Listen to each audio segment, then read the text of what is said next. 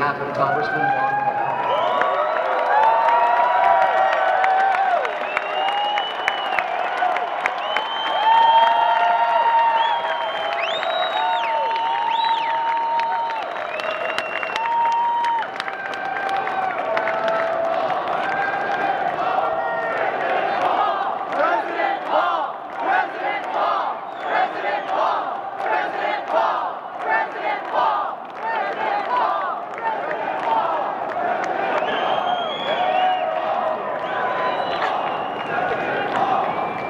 Well, I want to thank everyone for being so kind as to let the Ron Paul campaign here in Colorado. My name is Matt Holdridge. I'm the state director here for the Colorado Ron Paul campaign. I've been with Congressman Paul for 4 years, and I'm a lifelong Republican. I came to him in 2008 during his election, and I've been with him ever since. Actually, a funny story from 2008. I know you guys had Karl Rove here last night. In 2008, Ron Paul was at the RNC convention in St. Paul, and I was there traveling with him. And we go into a makeup trailer because Dr. Paul had a speaking engagement with Fox News at the convention. And we go in, and as we're walking in, Karl Rove comes walking out. And he comes up to us, and he's sort of a grin on his face, and he says, "Hey, fellas, how's the struggle?" So he comes around, and he starts shaking all of our hands, and he's, shaking your hands, he says, "Carl," this is Carl. And he gets to me, and I go, "Matt Holdridge." And he looks at me and he goes, "The Matt Holdridge?" And then starts laughing and slaps me in the chest and says, "No, I was just messing with you." Well, folks, I'm the dreaded surrogate, right? I'm not a popular senator. I'm not a polished speaker. I'm probably going to have lots of vocal pauses, and I may forget where I'm at. But I'm very happy to be here today to represent Dr. Paul. He actually wrote me an email last night, and he says, "Matt, wow, I talked to Jesse about your Colorado report. What a great day. I'm truly sorry I can't be there, but if you get the opportunity, or someone else does, please tell my supporters thanks so much for all their hard work and for sticking with the campaign and seeing this through. For the many new supporters that our campaign is brought on board, please thank them and tell them we stand strongly together on the issues that really matter to this country. Fiscal responsibility, limited government, and the right to life. I'm hoping for another great day tomorrow. Keep it up. Sincerely, Ron Paul."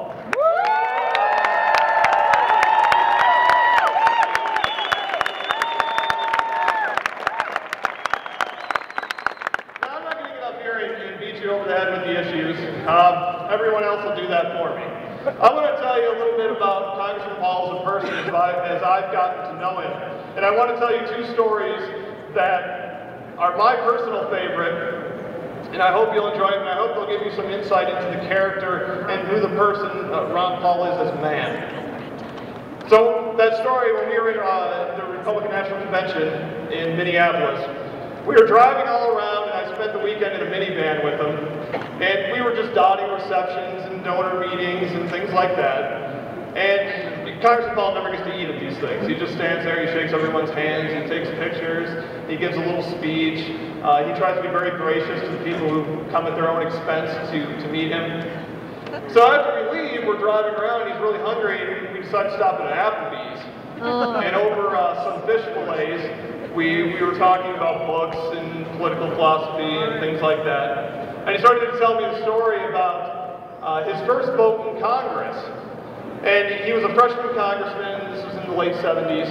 And he came in, and it was a vote on education. It was an educational funding bill of some sort. And Congressman Paul sort of him-hawing around about it. He doesn't really know what to do. He just got there. He's a freshman senator and all, or congressman and all.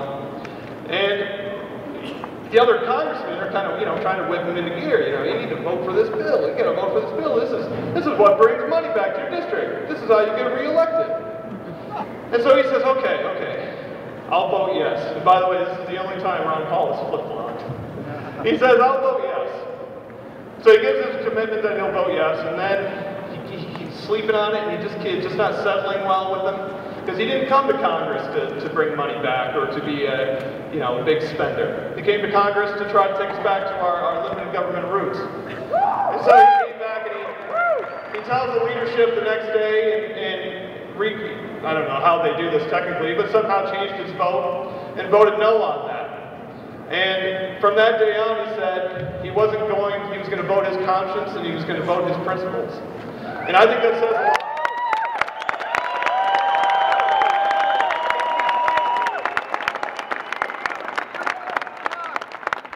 I think that says a lot about him and his consistency and his dedication to principle. Freedom of choice. The other story, about a year after that, Congressman Paul gave an address to students. They were inner city students in Washington, D.C. And after he gets done talking about the issues and how the debt's going to pile up on them and the things we've come accustomed to hearing Dr. Paul say, he does question and answer. And then one of the students raises his hand and Dr. Paul calls on him. And the young man says, what was your favorite moment in medicine? And Dr. Paul, he's kind of walking around the stage and rubbing his chin a little bit. And he goes, well, I really enjoyed delivering babies. I delivered 4,000. I was quite busy. I was the only OBGYN in my county, maybe a little too busy. And he says, well, there was one time where I was sitting in my office one afternoon and another doctor pulls in. And he rushes in and he says, Dr. Paul, we have this patient, she's pregnant, she's going into labor, and she's hemorrhaging. And Dr. Paul is, the only OBGYN there. She wasn't his patient, but, duty calls. And so he, gets his clothes on or gets his scrubs on or whatever it is he wore there. He jumps into the car, he drives to the hospital. When he gets there, he finds that the woman has lost about 2/3 of her blood. It's very unlikely that she would have survived or the baby would have survived. That's what he said. He said most times the baby doesn't survive in situations like that. And he didn't have time to do a diagnosis himself because he just had to act. This woman's life is hanging in the balance. So in a few minutes he grabs whatever tools he needs. He gives her an emergency C-section. He gets the baby out and stitches her back up, and miraculously both the child and the mother survived.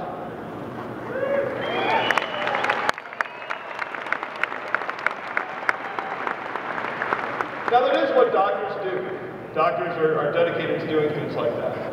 But I think that just says something about a man who can go in and make a split decision and do something that saves a life. When you have that level of responsibility put on you, that's something to say. That's one of my favorite stories, by the way. So I hope that gives you some idea of who Ron Paul is as a man and as a person. If you want to know more about his issues, you can always visit ronpaul2012.com. We have a whole slew of information on there. And now I want to ask people, we have a unity slate that's going around. I want people to reach into their bags right now, or on your chairs, and hold up that unity slate. Can everybody do that for me, please?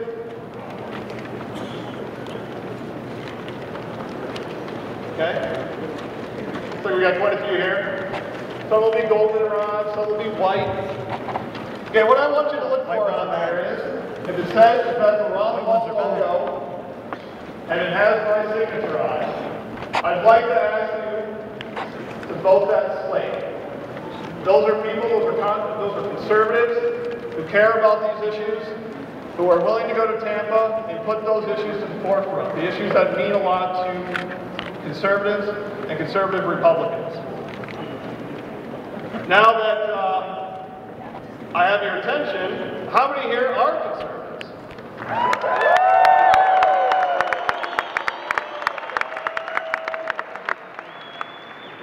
How many of you support bailouts? Yes. Okay, well, from what I understand is there is a popular senator who will be coming up next, and he is a fine gentleman. I did meet him a year ago at Rand Paul's swearing-in reception at the Capitol. But when he gets up here, I'd like you guys to ask him something. Why didn't he vote for the bailout?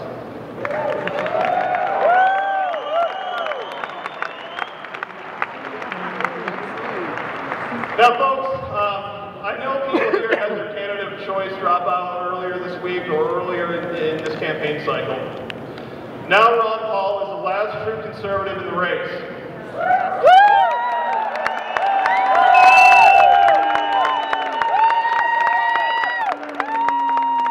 And folks, I would like to ask your support, and we would love to have your support. Please vote the Constitution Unity Slate. Vote that one. Don't my signature. See, I told you I'm not a professional speaker. All right, well, thank you for your time. Thank you for being here. Thank you for your support. And with God willing, 2012 will be taken by a Republican and a conservative, and the conservative values that we will dear will be back in the White House. Thank you again.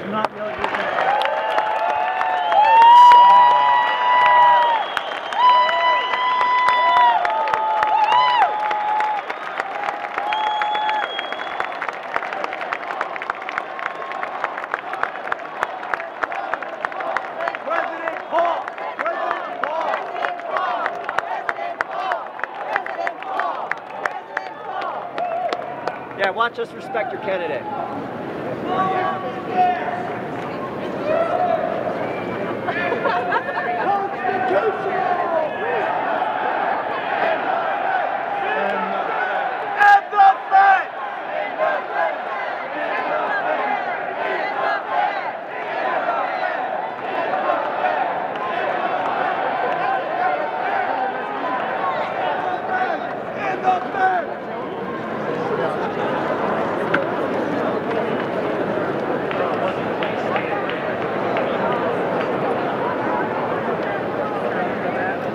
I'm very pleased now to recognize representatives who will be speaking on behalf of another Republican seeking the nomination for the presidency of the United States.